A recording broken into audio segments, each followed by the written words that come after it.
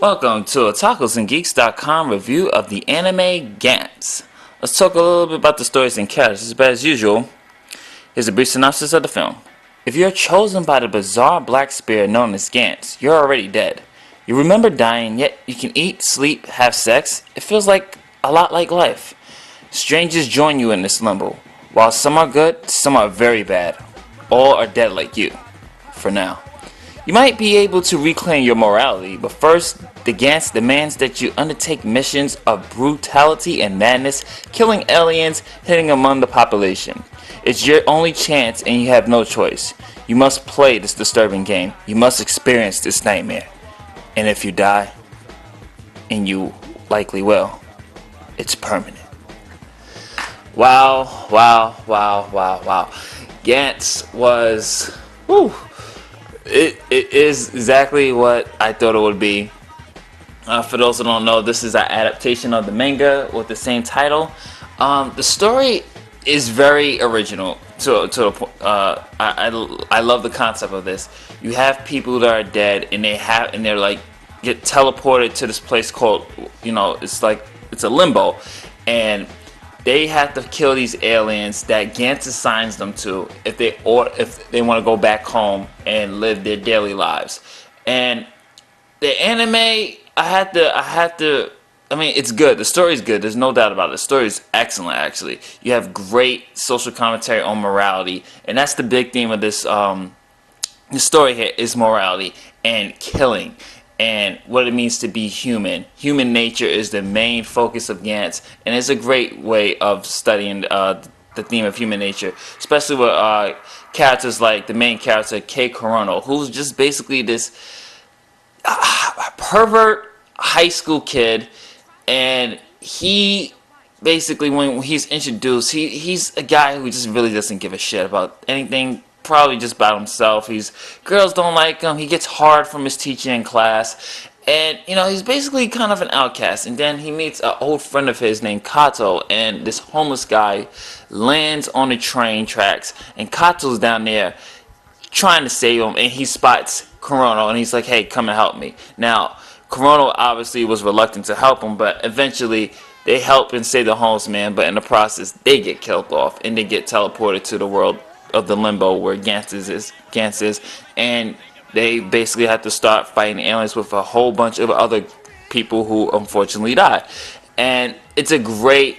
Korono's a great character because he's constantly conflicted of morality. What should I do? Is it right? Is it wrong? While Kato, he has his values already set. He says, this is the right way we're going to do it. This is the right way. He's what you would call a Boy Scout, Kato. He's like, okay, this is what's gonna happen. We have to get everybody home. Everybody lives. While Korono's like, okay, they did evil. The motherfuckers should die. Stuff like that. And then you have another girl named Kei, who's Kishimoto. She's the girl. She's the main female lead and the love interest of both Korono and Kato. During later on in the story, I guess he starts to develop a little feelings towards her. And she's a very interesting character as well. I mean, each character, at least each main character, has something that they have to face. Like, Korono has to face, the morality decisions that he makes. Kato has to face the situation with his family and his abusive aunt that's abusing his brother. Kishimoto has to deal with her cutting issues and her self-esteem issues. So, there's a lot of character study here in Gantz, and it's actually fleshed out very well to an extent. When you're watching the anime is only 26 episodes long. So you're going to feel like the anime definitely should have been at least 50 plus, especially since the book is long as well. And there's a lot of underdeveloped characters in there, and you kind of want to wish you learn more about Kato and Kishimoto. Korono's character, he's flushed out since he's the main character, the protagonist. He's flushed out to an extent. And you really don't know who Gantz is or why Gantz did the way he did. That's probably my only complaints. There's no real explanation on Gantz. And some of the supporting characters, I felt, they gave him a little backstory, but it wasn't flushed out a lot for you to really start to feel from them when the battles come or when people start dying. You really don't have no real emotional connection to them when the death scenes happen, because you kind of really don't know anything about them. And that's like probably the most disappointing part of the story, is that the characters wasn't fleshed out enough for you to really care about them. But for the most part, the story is very original, very, very original. And the theme of morality, I mean, it picks up during, I should say, the Buddha fight. And fans who read the manga or even saw the live action films will know what I'm talking about.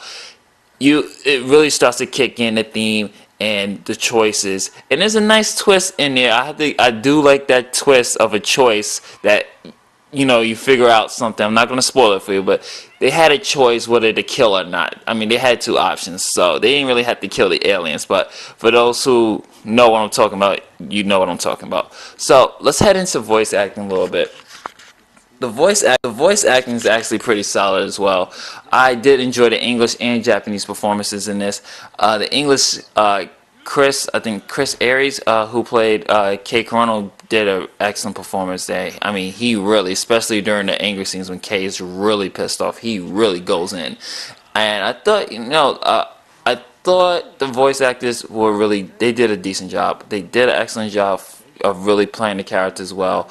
I just felt like some of the girl characters, they just wasn't really into it as much. I mean, of course, the screaming and emotions there, but like I said, you wasn't really feeling, and I think that's due to the character development. You wasn't really feeling the performances. Like, you really didn't get that sense of it.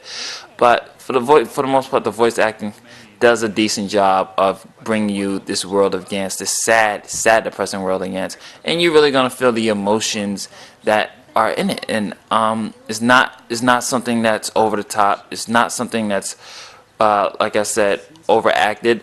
This was played down to the key. These guys were really invested in these characters, and they really did a decent or just very well job of bringing you a great performance.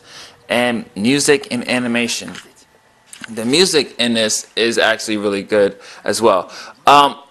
Actually, let me scratch that off. The music is so-so. The background music, I wasn't really connected to it until the most emotional key points of it. Otherwise, it's kind of generic music. But the opening and closing theme, especially the ending theme, by Bonnie Pink, The Last Kiss, is awesome. Just really, really great song right there.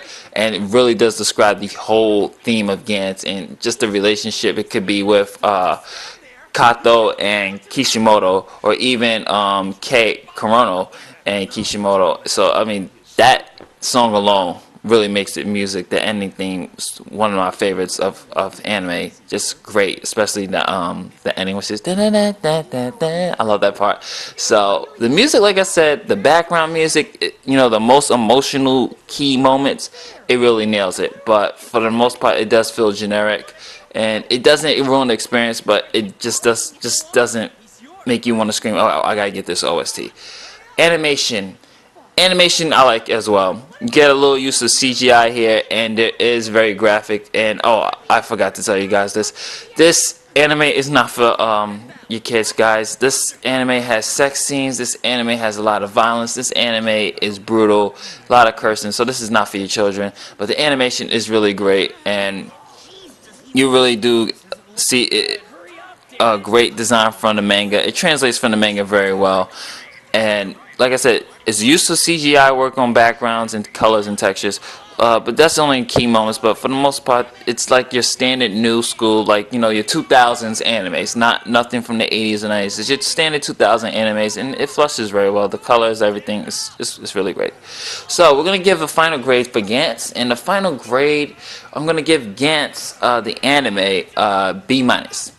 And Gantz is a great story. It's a great story. It's very brutal. It has great social commentary on morality, humans, and the human nature is something that you will be pondering after watching this. But unfortunately, the characters, you just feel like you're watching it, and you feel like the anime should have been a little bit longer. Characters could have been fleshed out a little bit more longer. You could have got a better explanation of Gantz, and you kind of feel like the ending was rushed. And the ending was good, but at the same time disappointing, because it kind of leaves you with questions like, okay, so what happened? So for that reason alone, Gantz gets a B-. Great animation, great story. Just needed better character development, more explanation on characters, and just the story in general of who the heck was Gantz. Was Gantz alien? Was Gantz human? What was it? So, or was it just Gantz, just some robotic spirit that just likes to mess around with people? But otherwise, you guys, it is still a decent anime for you guys to watch. And thank you for visiting otakusandgeeks.com. This is Justin saying later days, final grade for Gantz, B-.